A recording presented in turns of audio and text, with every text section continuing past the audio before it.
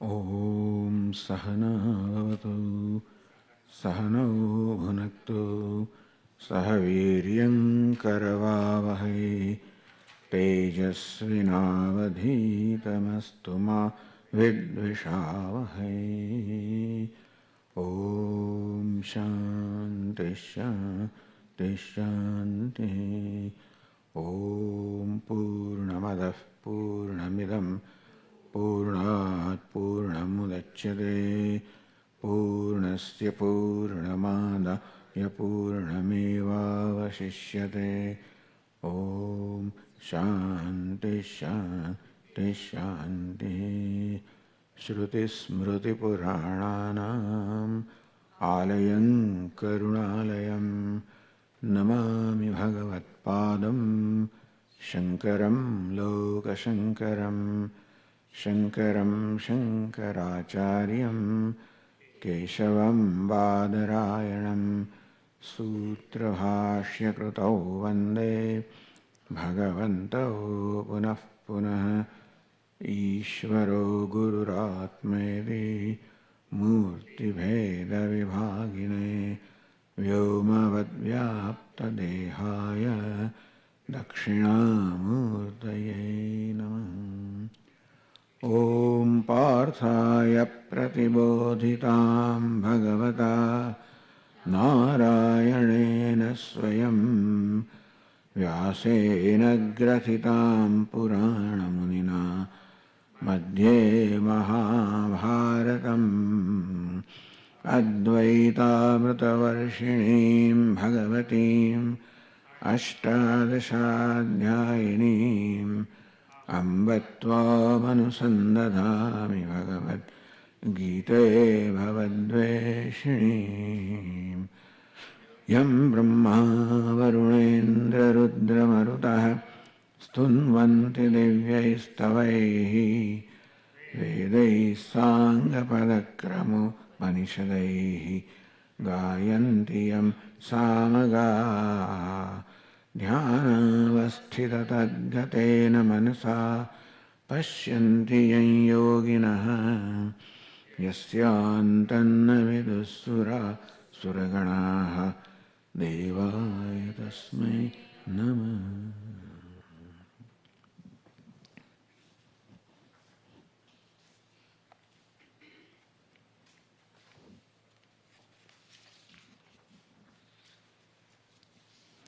Arjuna uvacha Kim tad brahma kim adhyatmam Kim karma purushottama Adhibhutam cha kim proktam Adhidevam kim uchyate Adhyajñah katham kotra Dehesmin madhusudana Prayanakale ca katham Jñeyosi niyatatmavihi. Shri Bhagavan uvacha Aksharam Brahma Paramam Svabhavodhyatmamuchyate Bhutabhavodbhavakaraha Visargah karma sanyitaha Adhibhutam ksharo bhavaha Purusaschadidaivatam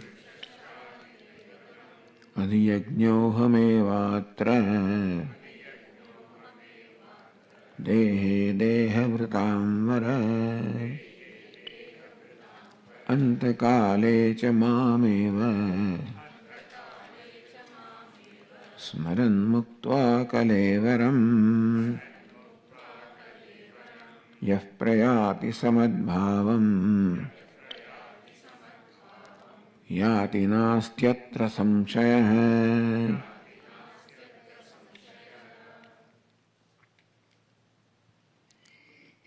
Thus Lord Krishna replied,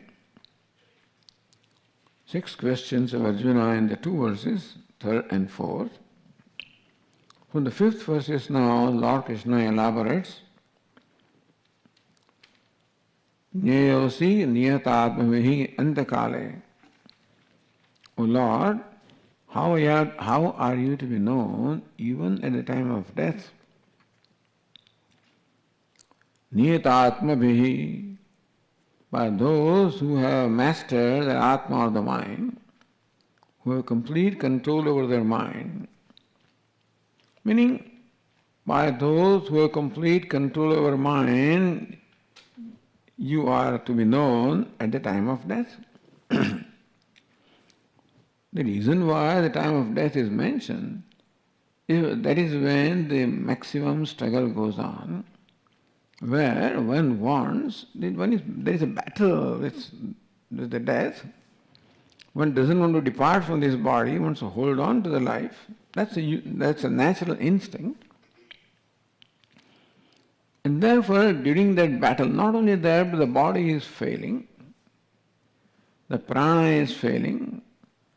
How is it possible that you can still remember Ishvara at the time, that this kind of a struggle, how can you remember? Meaning, is it possible that niyatatmabhihi, by those who have controlled their mind, they can remember Ishvara even under these conditions also? The idea is that, is it possible to gain that kind of control over the mind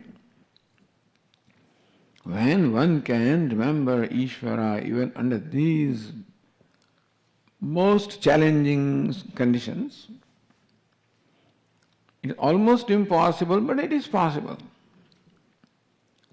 So here Lord Krishna prescribes a way of life of the yogi who by this lifetime practice, it is possible to gain that kind of control over the mind, that in spite of all these challenges happening at the time of death, it is possible to retain the memory of Ishvara. So, how to die? This is an ideal way of departing from this body. Prayana kale cha katham jnyosi niyatatmabhihi. Niyatatmabhihi.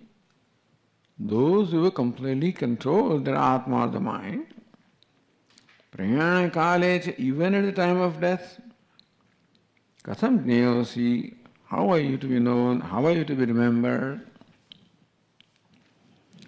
So, in the 8th chapter, Lord Krishna describes that yogi, how does he gain that mastery over the mind, such that he is able to control his own death. So here Lord Krishna describes those yogis who have mastered themselves to such an extent that they control their death also, and therefore they have the ability to depart from this body at will or as they want, even while remembering their Ishta Devata, remembering Ishvara, which is an extremely difficult thing to accomplish. But this is stated in the 8th chapter because the Upanishads we find an elaborate description of upasana or meditation. Upasana meaning the mental worship of the mind. And therefore this 8th chapter refers to what the Upanishads describes upasanas. Upasana or meditation is the process of attaining identity with the object of meditation. You are meditating upon Lord Krishna, for example. It is possible to do that meditation in such a manner for so long a time that one can attain the identification with Lord Krishna, such that when one departs from this body, it is with the memory or remembrance of his object of meditation, Lord Krishna. And in next verse, Lord Krishna says, whatever bhava, whatever be the state of mind with which you depart, that is what you become after that. Thus, in the 5th verse, Lord Krishna says, Antakalecha, even at the time of Antakala, death, departing from this body, Mameva smaran kalevaram muktva yah prayati.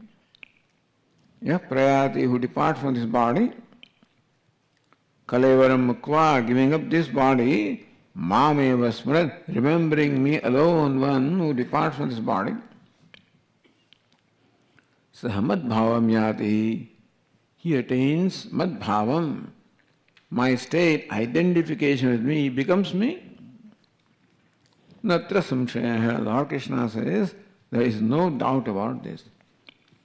Meaning that Lord Krishna is stating a rule here, which rule will be clarified in the next verse. That Arjuna, there is no doubt that for my bhakta or devotee who departs from this body, remembering me, being one with me, then becomes one with me, there is no question or doubt about that. So in the next verse, Lord Krishna states a general rule.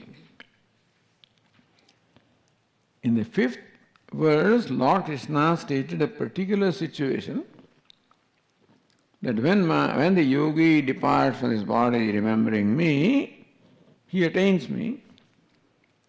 So that's a particular situation. Remembering Ishvara, he becomes Ishvara. In the 6th verse, Lord Krishna says a general rule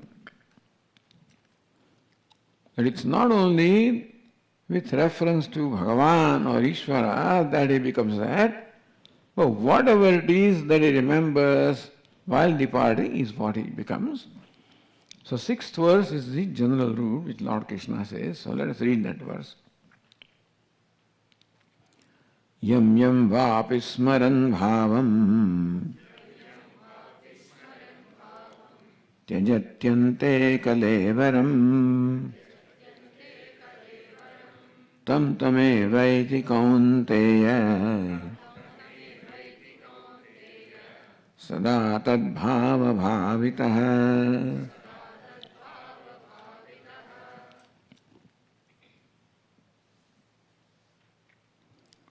Yam yam vapi bhavam smaran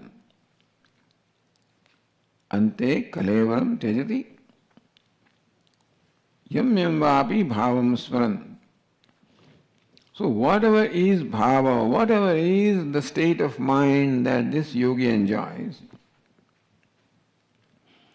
here by bhava, Bhashyakara explains devata vishesham.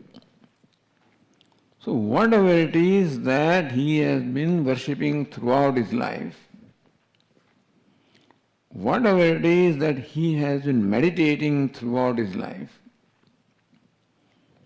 and here the subject matter is of meditation upon the Devata or Ishvara with attributes.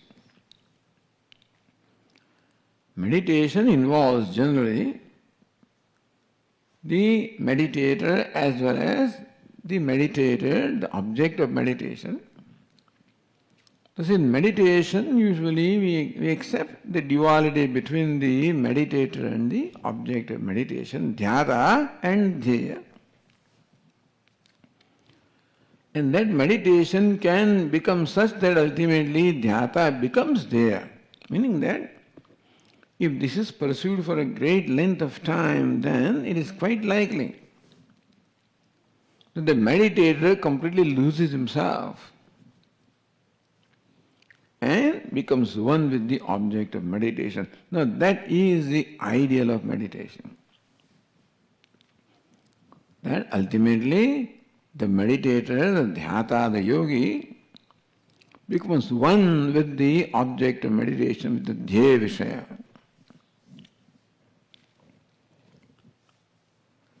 Yam yam bhavam smaran kalevaram tejati. whatever is the state of mind with which he departs from this body at the time of death, tam tameva iti kaunteya, that is exactly what he becomes. Ya ante matihi sa gatihi. Whatever is the ante matihi, whatever is the mati, the thought, the state of mind, ante, at the time of departure, sa gatihi. That is the gati, or that is the destination that one attains. Now only Lord Krishna can say this. He alone knows what happens after death. And everybody is concerned about what will happen to me after death. Even in the Vedanta classes, this question is very common: what happens after death? And that rule is stated here, that we decide what happens after our death. Meaning that we have the freedom or the power to determine what to become in the next birth. Sada tad bhava bhava. In this verse, 6th verse, Lord Krishna said, Sada tad bhava bhavitaha. Having been always engrossed in that thought. So here Lord Krishna describes a yogi who performs his meditation all the time, for whom meditation is a primary sadhana or primary spiritual practice. And he has an object of meditation that he has chosen. And in the Vedic tradition, the Hindu tradition, then the object of meditation will be Ishta Devata, one's chosen deity. So, Devata Vishesham, Bhashyakara says, whatever Devata, although in the time of Bhagavad Gita, the Devatas such as, Rama, Krishna, etc. were not there, even Pratima Murti Puja also was not there, but still various Devatas were there, like Agni, Vayu, Varuna, etc. So whatever is, now of course we can translate that to Devatas that we know, whether it's Lord Shiva, Lord Krishna, Rama, Devi.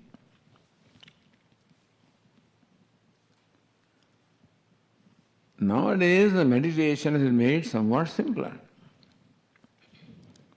The reason why this whole thing evolved into or devolved into the worshipping Ishvara in the form, in the tangible form that we call Murti or Vigraha, which did not exist in the Vedic times. You would think that in Vedic times the minds of people were much subtler, much purer than the minds that we have today. And therefore they would have been able to perform meditation which are prescribed in the Vedas,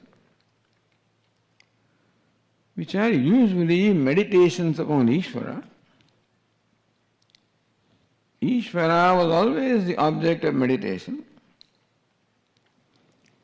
but it's sort of a tangible form is given, so the manifest universe is a manifestation of Ishvara. In this universe we find various kinds of orders or harmonies which may not be very evident to us when we look at the world. And therefore the Upanishad points out various kinds of harmonies or orders that exist between different worlds such as Bhuhu, Bhuvaha, Suvaha, different luminaries such as the sun and the moon and the stars, different quarters, different directions. So in various ways Upanishads point out how a harmony or an order exists When you see an order, when you see a connection, then it's possible for us to meditate. We may not obviously see a connection, but then the Upanishads shows the connection, Veda shows the connections. When you see that connection, then it is possible to visualize what is intended here. So meditation actually involves visualization. In Taittiriya Upanishad, different meditations are given based on the Sandhi, for example, Different ways it was given. In the first valli of the Taittiriya Upanishad, different meditations are given. Here, say Devata Visheshan, whatever Devata it is that you've been meditating upon. And we presume that the meditation takes place is not just a mechanical exercise of concentration. It also involves bhakti or devotion for the love for what you are meditating upon. Now that becomes a bonding factor.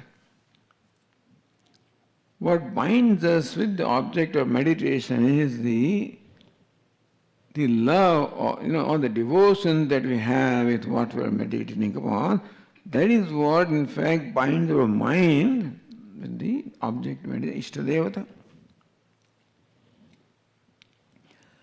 Ajyadharaya srotasasam. He said the mind of a yogi is like the flow of an uninterrupted flow of ghee or clarified butter. Usually in Yoga Shastra, the flow of oil is illustrated to show the uninterrupted flow of the mind. But there Ramana Maharshi gives the example of ghee or clarified butter because some the ghee is offered to devatas and therefore a devotion also is involved in that. So it's not that the mind is just concentrated, but concentrated with devotion. But Swamiji, how to discover devotion? How do I discover devotion for a devata? Then also Srimad Bhagavatam says, Shravanam, Mananam, Vishnu, Smaranam, Shravan Kirtanam, Vishnu, Smaranam, Pa. So, listen to the glories of the Lord. To discover devotion, listen to the glories, Shravanam. Sing the glories of the Lord, Kirtanam. Remember His glories, Smaranam. So these are the methods that are prescribed for cultivating devotion or for firming up the devotion that we already have, make the devotion stronger. So yam yam devata vishesham, whatever the specific particular date is there upon which this yogi has been meditating throughout his life, Smaran Chintayan Sada Tad Bhava Bhavitaha. Sada, all the time, Tad Bhava Bhavitaha. His mind has been engrossed in that devata all the time throughout his life. I mean, this is a tall order, but the idea is that you can be sure of what your last thought will be if you have cultivated during this life. An effort has been made to make the mind engrossed with that thought. So meditation, purpose of meditation is to become engrossed in the object of meditation. That not only requires concentration upon the object of meditation, but also requires bhakti. So this yogi has constantly tried to engage his mind in the meditation upon his Ishtadevata or the chosen deity or the chosen object of meditation. Later on, Lord Krishna will simplify it by saying that use Omkara as the Pratima, as a Pratika also. Simplify. And that is what the Upanishads prescribe. So, yam yam vapi smaran bhavam tejantyante kalevaram. Whatever bhava, whatever thought with which he departs from this body at the time of death, sada tad bhava bhavitaha, because throughout his life he has tried to have his mind engrossed in that devata. The word devata is used to bring up the idea of devotion. So yam yam devata vishesham. Not just some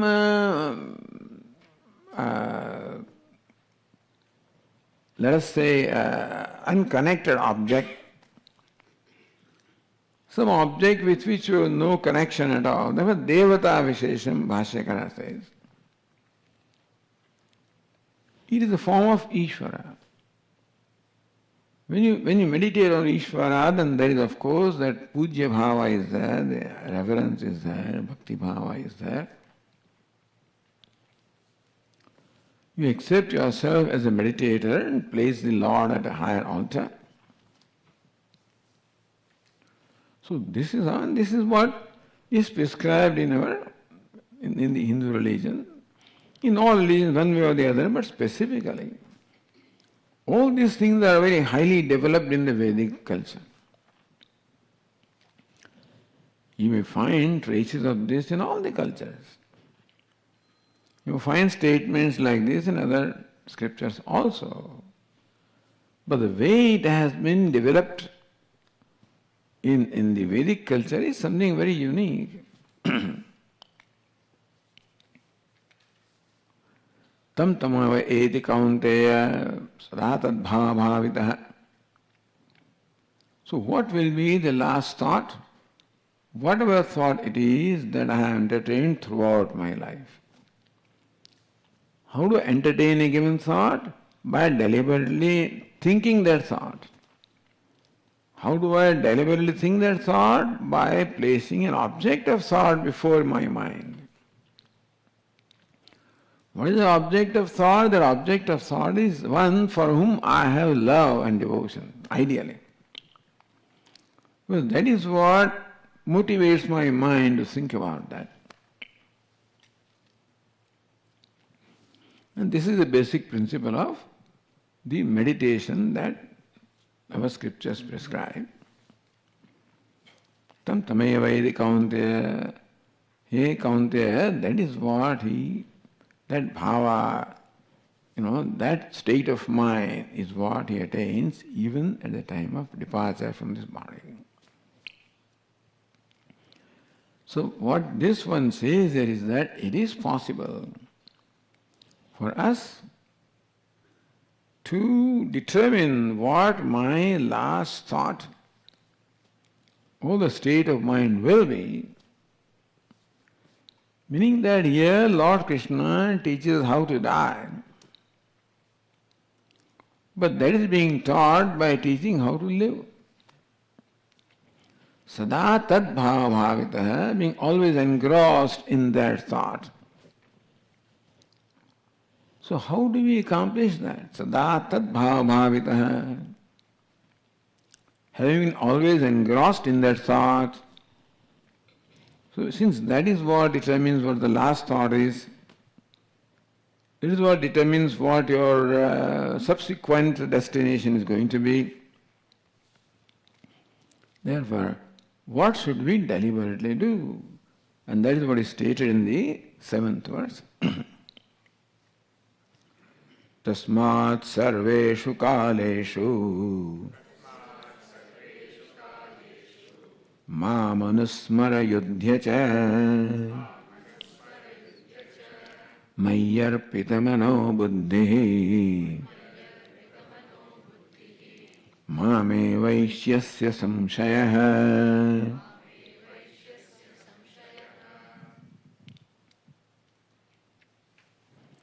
Tasmat, therefore the reason is given in the previous verse. Because what you think throughout your life is what determines what your last thought is going to be. Therefore, Sarveshu kaleshu mamanusmara. Lord Krishna says, remember me at all the time. So, remembering Lord Krishna has very elaborately described himself in the Bhagavad Gita. He is the subject matter of Bhagavad Gita. So, not only in the chapters until now that Lord Krishna has described himself, but he's going to continue to describe himself all throughout. So, Lord Krishna says in the 7th chapter, it was said, Mattah paratanam nanyat kinchidasti dhananjaya. Hey Dhananjaya, there is nothing other than me in this universe. Etad yonini bhutani sarvani ityapadhara aham krishnasya jagatah prabhavah pralayasthatha. Aham krishnasya jagatah prabhavah. Here Arjuna may know me to be the origin of this universe. Pralaya, where the universe merges, it emerges from me, sustained by me, merges into me. And the upadana karanam, and therefore all that is me, Ishvara. That's how Bhagavan, Lord Krishna, described himself. So when he says, remember me, then he refers to how Lord Krishna has described himself. And subsequently, this will be simplified also. But then whatever is Ishvara, that's the ideal way of remembering. Or remember him as the karma-dhyaksha, one who presides over all the actions, who is the witness of all the actions. Eko devaha sarvabhuteshu guraha. Sarvavyapi sarvabhutantaratma. Karmadhyaksha sarvabhutadivasa sakshi cheta kevalo nirgunascha. Eko devaha sarvabhuteshu guraha. One devata, one self-effulgent Lord, he is hidden as a self in all the beings. Karmadhyaksha, the one that presides over all the actions. Sakshi, the witness of all. In various ways, Lord is described. Whichever way appeals to you. What is important is in whichever way Bhagavan appeals to you. If he appeals to you as a certain form, then that's fine. There's a certain name, that is fine. A certain symbol also is fine. That is why the mantra is there, tantra is there, yantra is there. Everything is there in this culture, in the Vedic culture. Sarveshu kaleshu mamanusmara. Therefore we are given this puja, archana. All of this has become sort of a part of our daily routine. And so, as Ramana Maharshi says, that you can worship Ishvara, kaya vangmana, karyamuttamam. You can worship Ishvara at the level of the body, level of speech, level of mind. Important is worship of Ishvara. Our life should become Ishvara's worship. And for that, Lord Krishna has here described in a very simple way. In this verse also, Lord Krishna says, Ma manusmara yudhyacha. Arjuna is being said, yudhyacha, meaning that fight your battle. Well, for Arjuna, it is fighting the battle, but what is meant here is perform your duty. Duty means that do what is right in a given situation. Play your role in a given situation. That doesn't mean that you have to fight a battle, but it means that perform your duty. Do what is right. Because the mind may want to do what is convenient, but do what is right. Yudhyacha. So therefore this karma yoga is being sort of hinted at. That while performing your duty, that is the case with Arjuna. If you don't need to perform karma, you don't have yudhya cha. That chakara is for Arjuna, that you perform, you fight a battle, perform your duty. If you do not need to perform duty, you don't have to. Important is manusmara, remember me. But then here Lord Krishna has so far prescribed action as an occasion of remembering Lord. Action as an occasion of remembering the Lord. Just as when we are turning our mala beads, each bead becomes the occasion to remember Ishvara. So each karma can become the occasion to remember Ishvara. As karma adhyaksha, by whose grace this karma is being performed, by whose grace I am able to perform this karma, who has empowered me to perform the action by giving me the opportunity, the knowledge, the skills, so all of these has been given. So that is how, whose grace I am constantly enjoying. We can always remember Ishvara as a giver, as Puja Swami would say, everything is given to us. So we can remember Ishvara as a giver, giver of opportunity, giver of the skill with which I perform the action, and giver of a mind which has the disposition to perform the action. Everything may be there, but the mood may not be there, so all of this is given by Ishvara. Thus, Ishvara is really involved at every moment in our life as the giver. So, manusmara. Therefore, Arjuna, you please remember me. Now, when can we remember Ishvara? All the time? Only if Ishvara is present all the time, he is involved all the time. Ishvara is sitting there only, then it may be difficult to remember him. Not only Ishvara is my very self, he is a karmadhyaksha, karmaphaladata. So remember me as the witness of all the actions. Remember me as the dispenser of all the results of the action. Remember me as the one who is given the empowerment to perform the action. Sarveshu kaleshu manusmara. Now the reason why I say remembering Ishvara as karma adhyaksha, you can say Swamiji, he cannot say Ram Ram Ram Ram Ram Ram Ram Ram Ram Ram. Is it not easy to remember Ishvara by his name? Maybe, but then if you focus attention on Ram Ram Ram, you may get distracted on what you have to do. So without being distracted from what you do, how do you remember Ishvara? You have to perform your action, whether it is at home, in the kitchen, in the field, in the office, the place of work. So without forgetting that, without giving up the attention to that, because you have to perform your action properly, yudhya.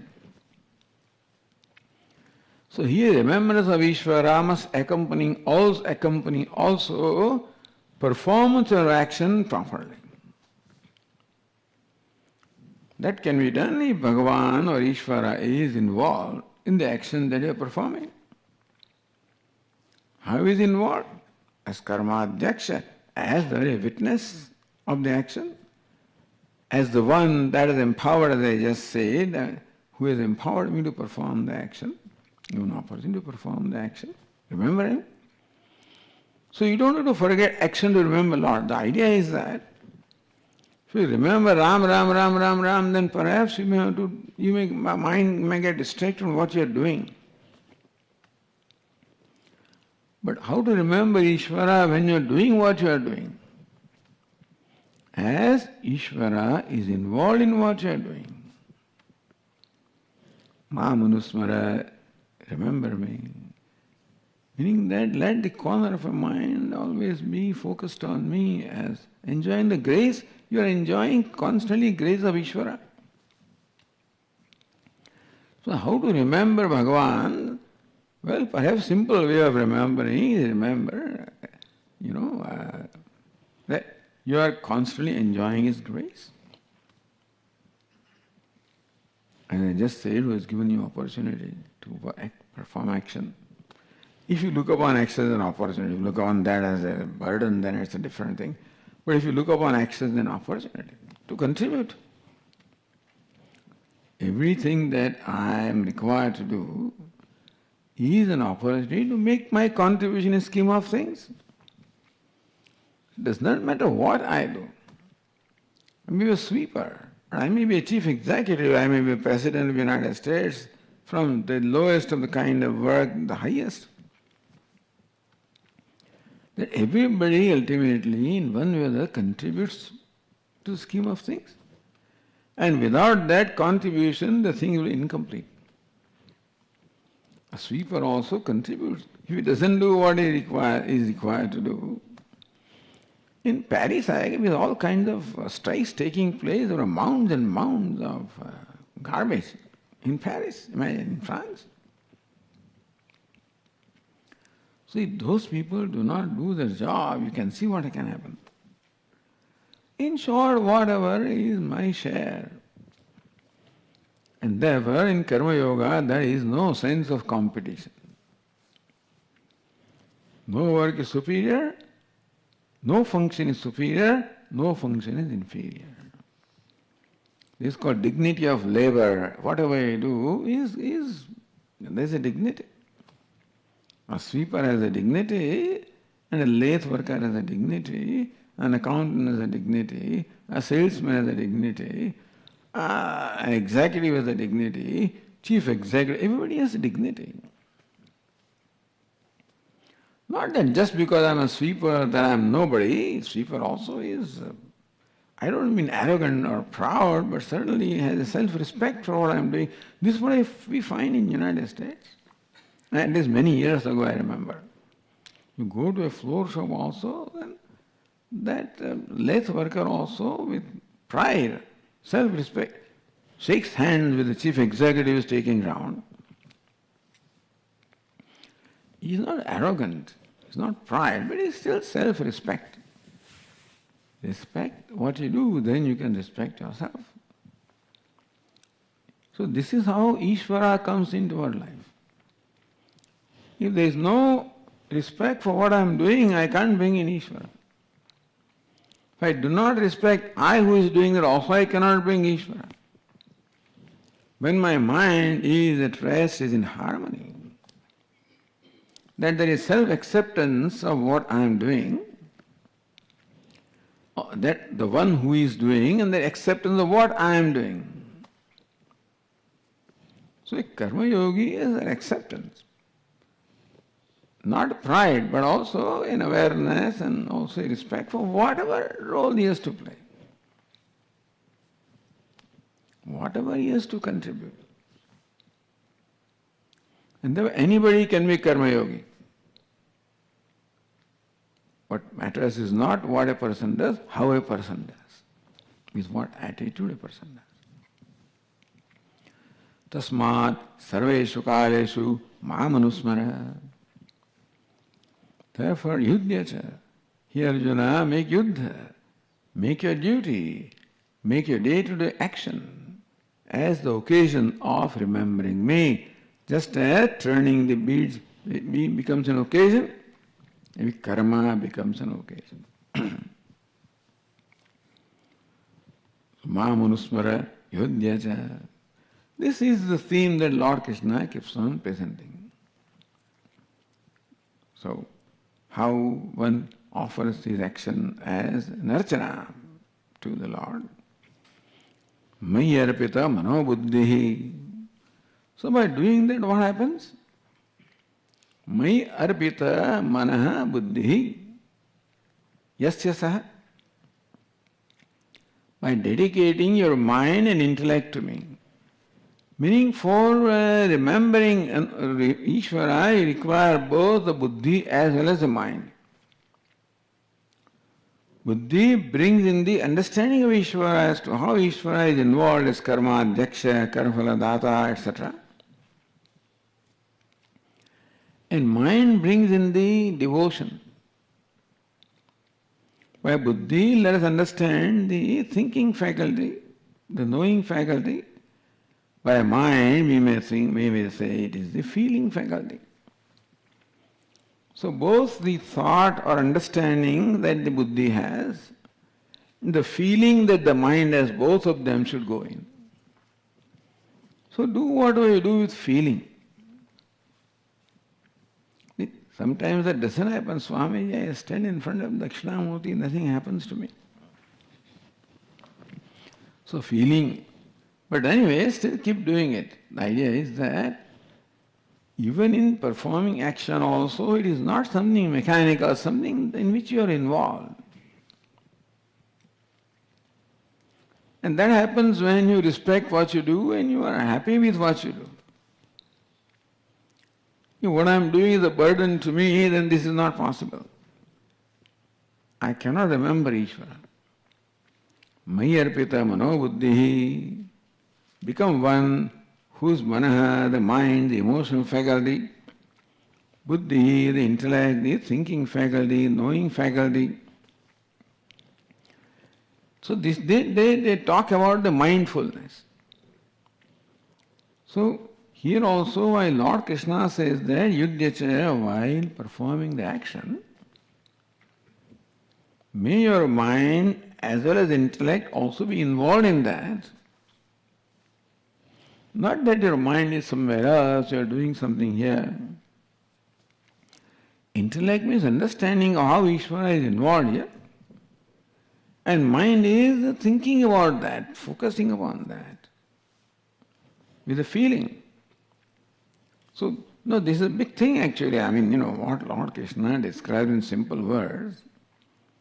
Mayarpita manobuddhi, one whose manaha, mind, the emotional faculty, buddhi, the thinking, the intellectual faculty, both of them are dedicated to me.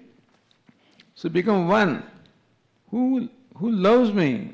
I mean, begin with whatever amount of love, but then in karma, love for Ishvara also is involved. This love or karma, that would also work. You love what you are doing. Swami, you don't know what happens. It's a drudgery, it's all mechanical, it's all, so repetitive. But we have said a number of times, it's for us to make our work interesting. Swamiji, it is the same routine every day. No, routine is an attitude that the mind has. Because mind is looking for something and that it doesn't find here. But what if the mind appreciates what is here? We are looking for something that is not here and therefore we are not interested. But what about taking interest in what is there? Mayarpita manobuddhi, meaning my whole personality is involved in the action that I am performing.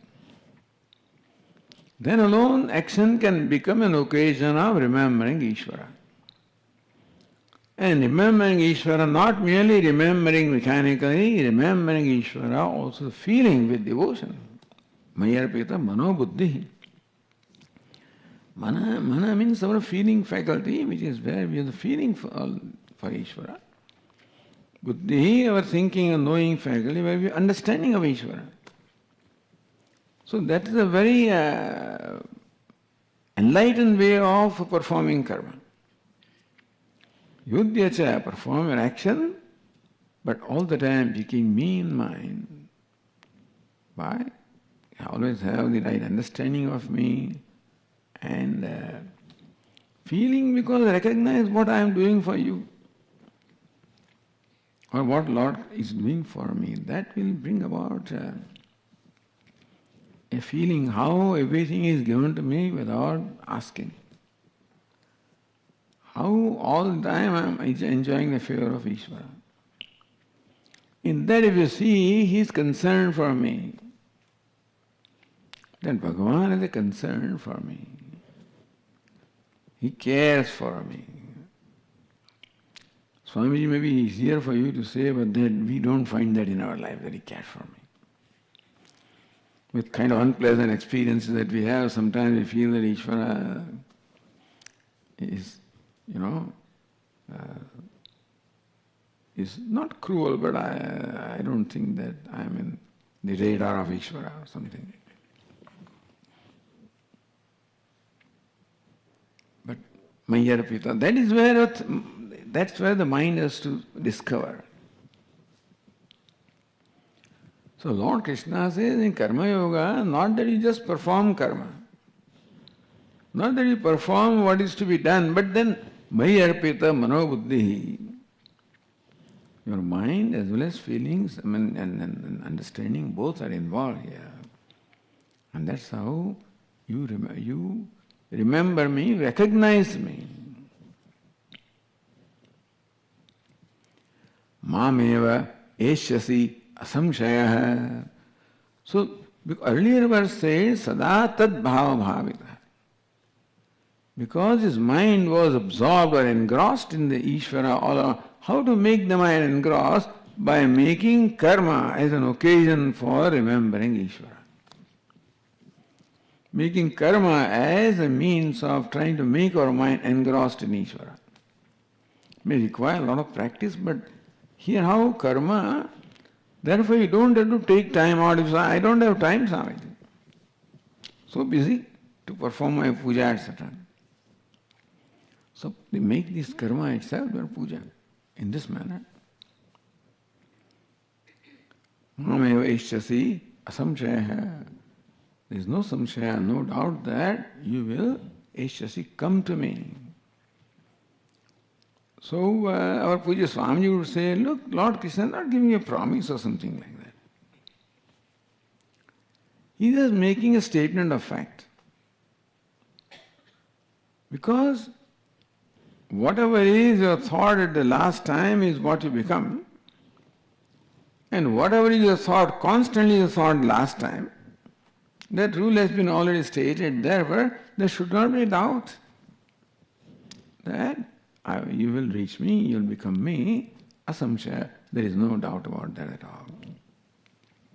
It's not a promise that our Swamiji says, it is simply the result of the rule that Lord Krishna has stated. So, these two verses, the other verses then have become pretty complicated, how to remember him all the time. But these are the two verses that tell us how we can live our life, or we can try to live our life, such that life becomes a process of worshipping Ishvara. And by life we mean the actions or duties that you perform, karma that you perform, how that can become a means of worship. So make the life worship of Ishvara. And therefore,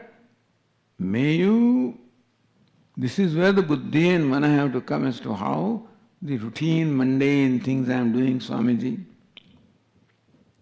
My mind is so bored, how can I remember Ishvara?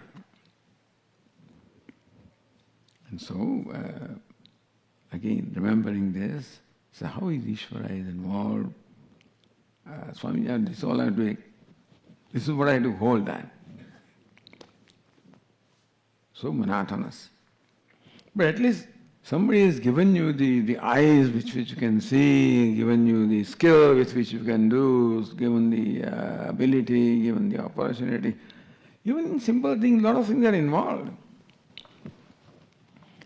And therefore a bhakta will find enough at any time to appreciate the grace of Ishvara, involvement of Ishvara.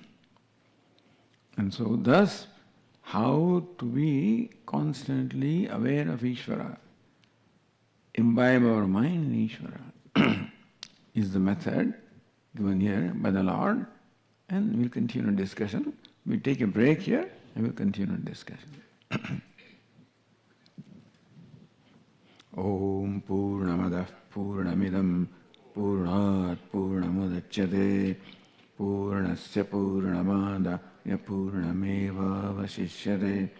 Om Shanti Shanti Shanti. Hari Om. Shri Gurubhyo Namaha. Hari Om.